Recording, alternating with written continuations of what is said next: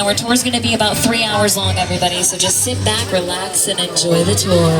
Just kidding. Can you imagine? We're already on our way. Here we go. All right, look to your left-hand side and say bye. See you in 3 hours. Just kidding. All right, once again, my name is India. I'm going to be your tour guide today. I'm not just a voice in the abyss, I'm also a person in the front car giving the tour in real time. Hello, here I am. As you can see, I'm not driving this tram. If I was, that would be pretty terrifying, as I'm facing the wrong way. That's why we have an awesome driver with us today. His name is Mike. Everybody say, what's up, Mike? He's going to drive really fast, around 8 to 9 miles per hour, so hang on tight to each other because there are no seatbelts. I also have a co-host with me today. You may recognize him from NBC's The Tonight Show, and that's my jam. He's your friend, he's my friend, he's Mike's friend, he's Jimmy Fallon. Take it away, Jimmy. Oh, hey there, you made it. Welcome to the Universal Studio Tour. I'm Jimmy Fallon. I'll be making sure that you get through this experience in one piece. You've got the very best guide. India. And the greatest driver. Mike. They're the best. I love them. Even though India owes me $5. It's much more than that. I know you guys are excited to get on the tour, but first, a few safety rules. Oh, that's right, everybody. We do have some safety rules we need to go over. First, if you need guest assistance or have a medical emergency, or if you drop something of value off the side of the tram or have any sound or video issues, reach up and grab that red emergency cord that runs along the center of the ceiling of the tram, and I'll be back to assist you as soon as it is safe to do so. Otherwise, during the entire tour, please stay seated and keep your arms and legs inside the vehicle at all times. Remember to use the red cord above your head if you need any assistance. The studio is private property, and if at any time during the tour you drop your phone or you just can't wait to use the restroom, pull the red cord and remain seated. And please no smoking of any kind during the tour, and that includes vaping. And be prepared, everyone. Our tour today features loud noises, sudden tram movements, bad jokes, fire effects, and many water effects. You want to have your cameras out for great photo opportunities, yes, but keep an eye on them so they don't get wet. And finally, for your safety and for those around you, please do not use selfie sticks while you're on board. Ooh, all right, everybody, the fun has begun. We have officially left the theme park, and now we are entering in our working studio, where we work on commercials, TV shows, music videos, and of course movies every single day right here in Universal City. I'm sorry, did I just say Universal City? I did, because we're a city here at Universal Studios, and that means a few things, everyone. That means we have, drumroll please, a fire station. If you look to your right-hand side, you're going to see Fire Station 51. Now, we're going to be seeing a lot of fake stuff today, but that, in fact, is real. And because we are a city, we have a fire station, we have medical services, a sheriff's station, a zip code, a Starbucks, because we wouldn't be a city without Starbucks. Now, if you look on your screen, you're going to see Mr. Corral. Now, Corral founded Universal Studios on March 15th of 1915. That's him right there, waving that black hat. Now, when he first opened Universal Studios, he had around 230 acres of land, and now we are at a whopping 400 acres of land purely for entertainment purposes. So nobody lives here at Universal City. We just make the movies here. Now, on your left-hand side, you're going to see a fire truck. Yay! Some construction, and that is because we are expanding our lot. There is such high demand for TV shows and movies now with streaming services, including our very own Peacock. We have to keep up. So not only are we expanding our lot, though, we're also expanding our theme park. That's right, everyone. We are very excited to announce that Super Nintendo World will be opening officially February 17th, 2023 here at Universal Studios Hollywood. You can hear updates about Super Nintendo World on our website and social media accounts. I'm excited for Luigi. Luigi's my favorite brother. Don't tell Mario I said that. Capiche? Alright. We are now entering our front lot, everyone. So we are broken up into two different lots here. We have a front lot as well as a back lot. So our front lot houses most of our sound stages as well as our production offices, and our back lot has more of our large scale sets. So on your left hand side here, you're going to see some of these sound stages, and this is where we filmed Bel Air, which is the dramatic reboot of Fresh Prince of Bel Air starring Jabari Banks, and that is streaming on Peacock. Also, the HBO award-winning series Hacks was filmed in the sound stages starring Emmy award-winning actress Jean Smart. Now, one of our largest sound stages we already passed, it's Soundstage 12. It's around 30,000 square feet, and here are some pretty awesome movies that have filmed in there. Check it out.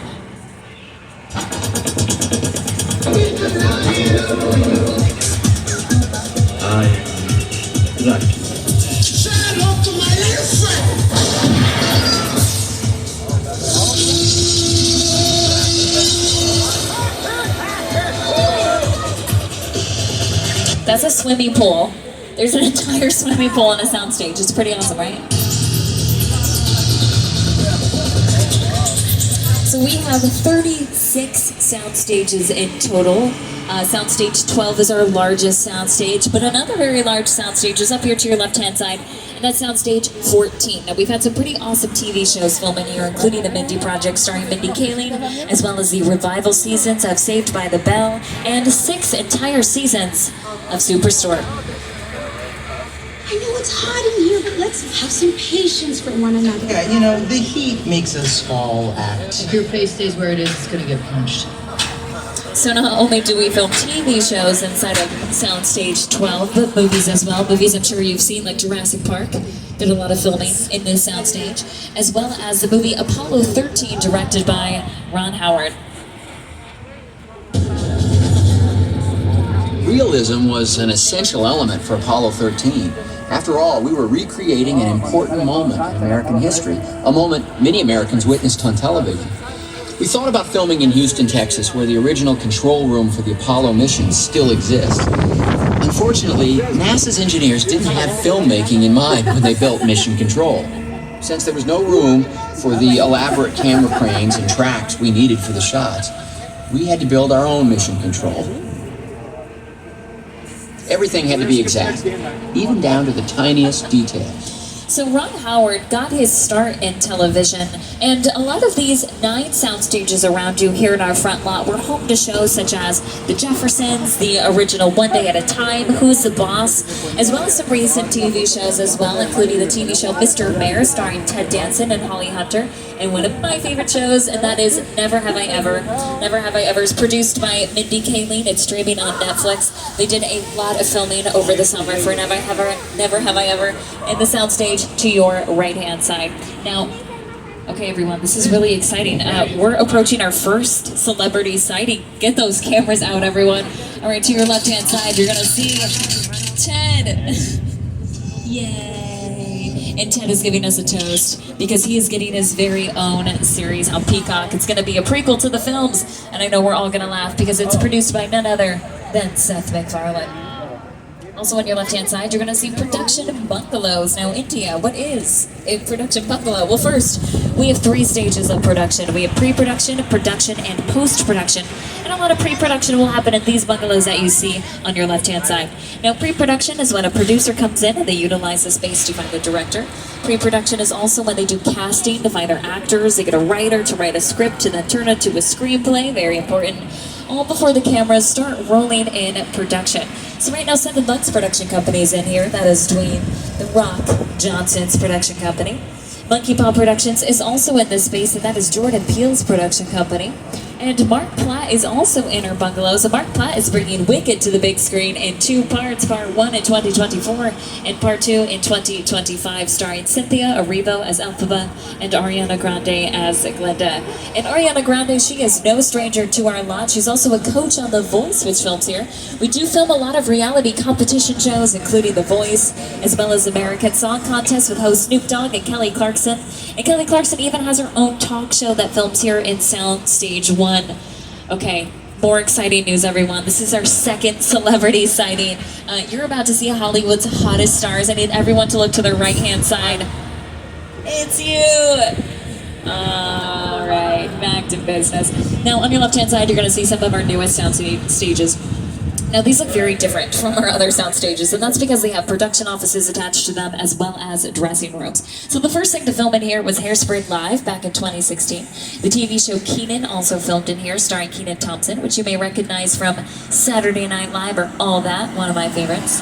And the revival seasons of Will and Grace also filmed in these new sound stages, but they utilized our backlot as well, which we are about to enter. And again, our backlot has a lot of those large-scale sets. So the first large-scale set you're going to be seeing is our metropolitan sets. We like to call them our metro sets. They take up about 4 acres out of the 400 acres that we have here. Now, usually we go through our metropolitan sets, but we are not today because they are setting up for filming, and you will be able to see the set, so it's pretty cool.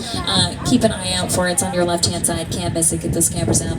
Now, I talked about Will and Grace filming in these new sound stages, but they utilized our backlot by using a green screen. Anastasia Beaverhausen. Just an ordinary tourist from the Midwest. Oh, me too. What part? Mission, Soda, Wisconsin. Home of the fighting Caucasians. All right, now to your left-hand side, you're going to see that set and a little bit of our New York straight over there. So from the concrete jungle to the real jungle, everybody, we are headed to Skull Island.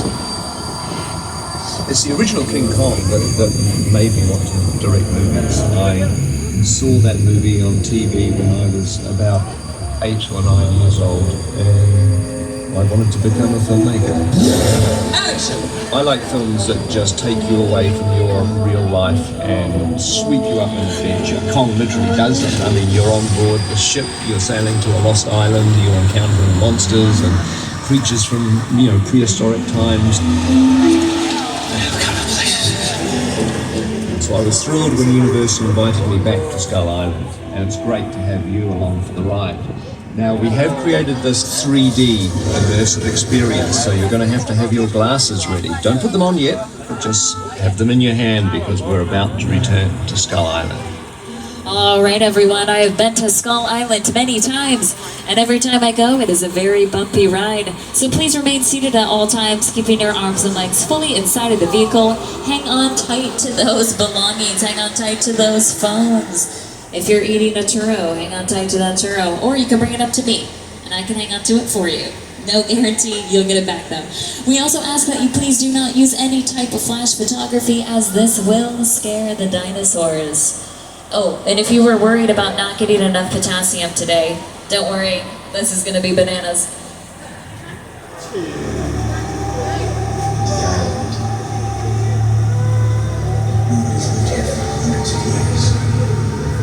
So sure.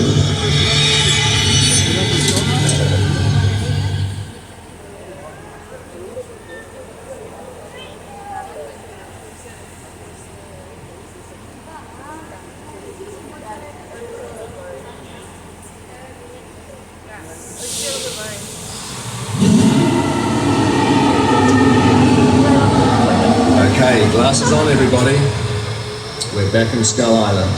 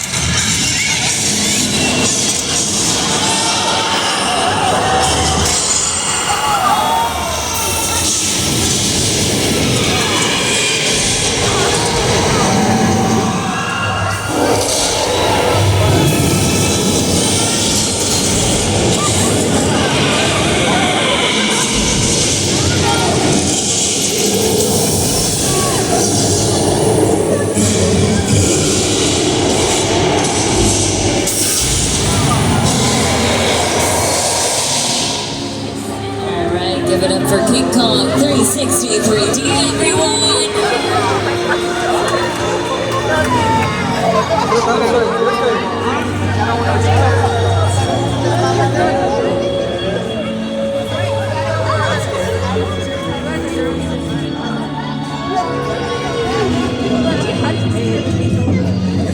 Alright. I have to ask. Did anybody have a dinosaur spit on them? Yes, me too. Me too.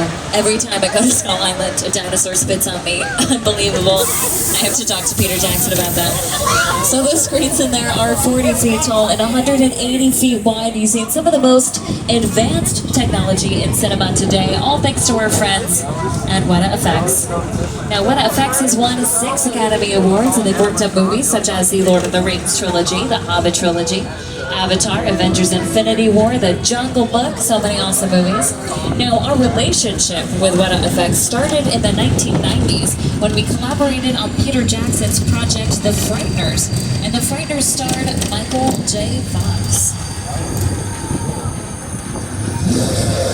With a project like the studio tour, the audience is in the middle of the environment. They're looking in all directions, there's creatures coming at them, they're seeing Kong from this side and T-Rexes from the other side. Working on a movie, we always know where the people are looking. They're looking straight ahead, they're looking at the shot that we're working on. Here you have to take into account that people are looking in all directions. Also, one of the things about this ride, unlike the movies that we're used to working on, there's no cuts, because it's one giant shot. This tram that's driving along through Skull Island is where the camera's from. This ring represents where the screen is 10 meters away.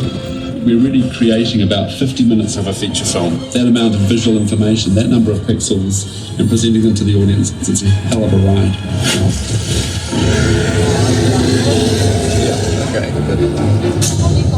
Now, my favorite part of that is when you see our tram getting taken onto the screen itself, and right then and there we call our tram a picture car. Now, a picture car is any sort of vehicle that you see on the screen. It could be a tram, a boat, an airplane. What? Get those cameras out, because we have some pretty awesome picture cars here on our Universal Studios lot. You may find your favorite one.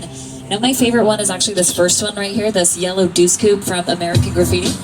American Graffiti was directed by George Lucas before he went on to do Star Wars. Also, the Back to the Future Part 2 vehicles, because those are the ones that can fly. Let's go back to 2015, everyone. That was a great year of flying cars. And speaking of flying cars, we also have the Ford Anglia from Harry Potter and the Chamber of Secrets. And another personal favorite of mine is the Crawdaddy from Jordan Peele's Us. And take a look at this big, bad tank. It's gonna blow stuff up. It's gonna protect you, right? It's wrong. It's actually made out of plywood, so it can blow up itself and look absolutely amazing while doing so. So picture cars can obviously take us from point A to point B. They can showcase the time period that a TV show or movie takes place in. Picture cars can take us into different worlds, different lands, and perhaps even different parks. Maybe your favorite park.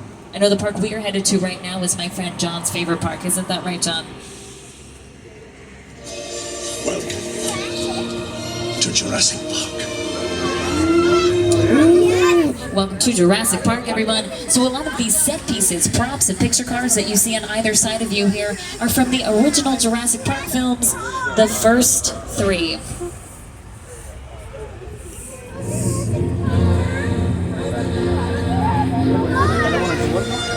Now, on your left-hand side, you will see the mobile lab from Jurassic Park Lost World. And on your right-hand side, you'll see... okay, so usually we have dinosaurs in their cages, but they're not. I'm not sure where they are. Maybe... Oh, and here they are, everyone! It's okay. Their spit, it's just poisonous. You'll be fine. And on your left-hand side here, this one doesn't spit, but its name is a Halfosaurus. Alright. On the screen, you will see the mobile lab in action. So there's a couple cool things to point out here other than dinosaurs just being awesome. So this right here, this is CGI, which is computer-generated imagery, and this was done in post-production. Wow! All right, that fall was actually filmed in reverse, so she was actually going upwards, and then they put it in reverse, so it looks like she was falling.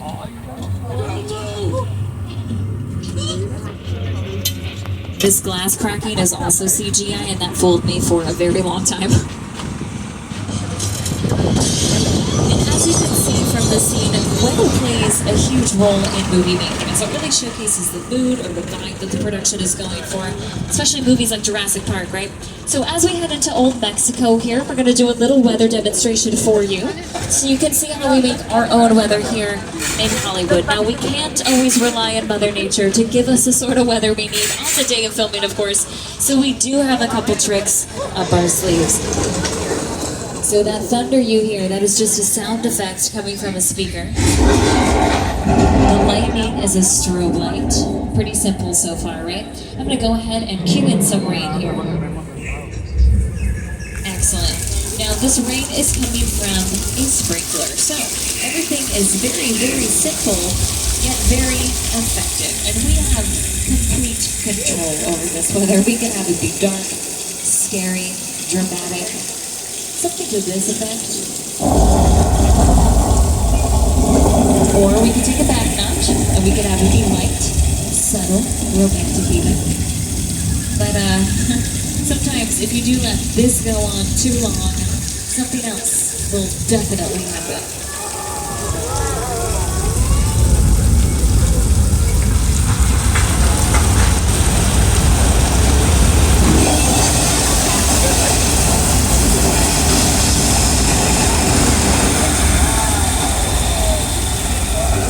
Was flash flood, everyone.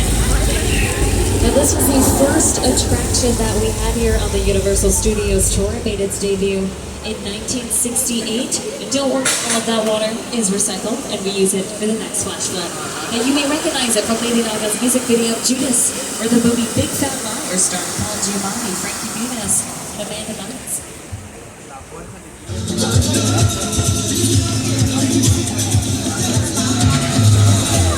You can't outrun the wolf, kid! Yeah, we'll see about that.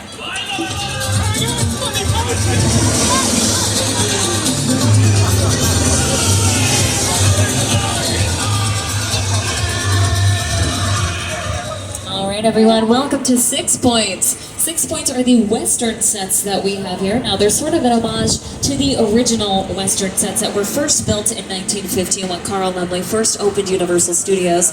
Recently, Quentin Tarantino filmed his 9th movie here, Once Upon a Time in Hollywood, starring Leonardo DiCaprio and Brad Pitt. Brad Pitt won an Academy Award for his performance in that movie. Also, some TV shows have filmed here, including the TV show Angeline, starring Emmy Rossum, and that is streaming on Peacock. So a lot of famous Westerns have filmed here, which means some famous Western stars have made their way through, including Kirk Douglas and John Wayne.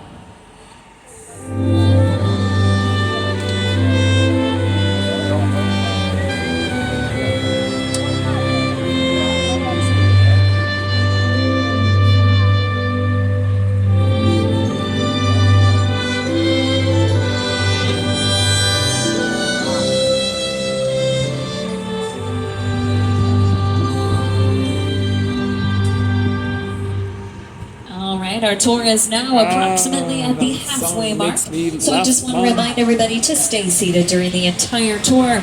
The studio is private property. If you drop your phone or you just can't wait to use the restroom, pull the red cord to get my attention and I will be back to assist you, but do remain seated on the tram.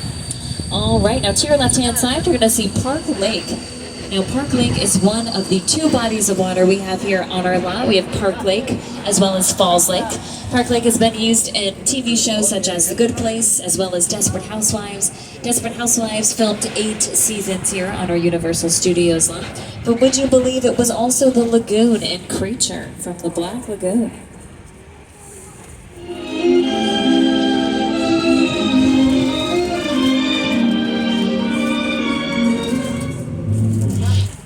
So from the 1920s until around the 1950s, Universal Studios was known as the Monster Movie Studio. That's because we made movies such as Creature from the Black Lagoon, Dracula, Frankenstein, The Wolfman, The Mummy, The Invisible Man. And a lot of these classic monster movies were filmed right here in Little Europe. Now, Little Europe was also known as The Good Place in The Good Place, starring Kristen Bell and Ted Danson. You, Eleanor Shellstrom, are dead. Cool. This location, the afterlife, come on. I've never ever seen this. You're in the good place. I'm not supposed to be here. Okay, I went ahead and paused your screens right here, everyone. If you look closely to your screen, you're going to see this yogurt shop. And if you look to your left-hand side, there it is. It's a cool side-by-side. Don't risk going to the bad place.